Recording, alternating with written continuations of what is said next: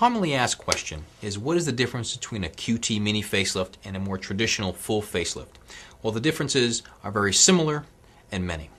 First off, with a QT mini facelift, less incisions, about a third of the incisions involved with a full facelift.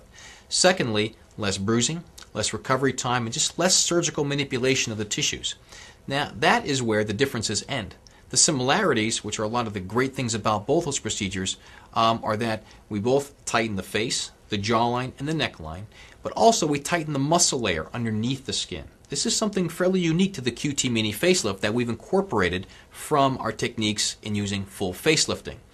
The area of the muscle that we talk about is called the SMAS, or the SMAS. It is a strong muscular layer located underneath the skin.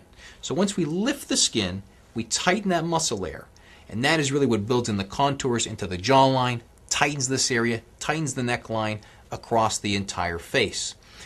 Before mini lifts really came into vogue, these were done with what's called skin lifts, where the skin was just lifted up, brought back, and sewed into place. This worked very effectively.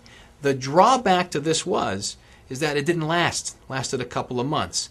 Now that we incorporate the techniques we pulled over from traditional facelifting, we get the longevity out of a mini lift that we've seen with traditional facelifting for years.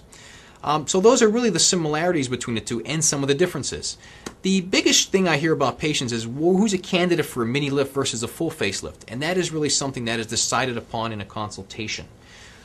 Everyone's technically a candidate for it, but it depends on your expectations and how your facial structures are built.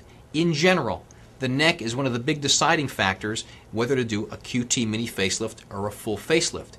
If someone has a very heavy neck, we will discuss this in a consultation and say you may be better served with a full facelift. That having been said, the recovery times of modern full facelifting are not what they used to be. People hear these stories about their friends having facelifts and having to hide in the house for a month at a time. Those days, I assure you, are over. The present recovery times that I usually tell people for a full facelift is approximately anywhere from 12 to 14 days, whereas a mini lift can be range anywhere from about 3 to 5 days up to about a week. So you see, the recovery times are not exorbitantly different between the two, because the techniques are fairly similar. One just really addresses the neck a lot more, and this is a decision really made in your personal consultation with us.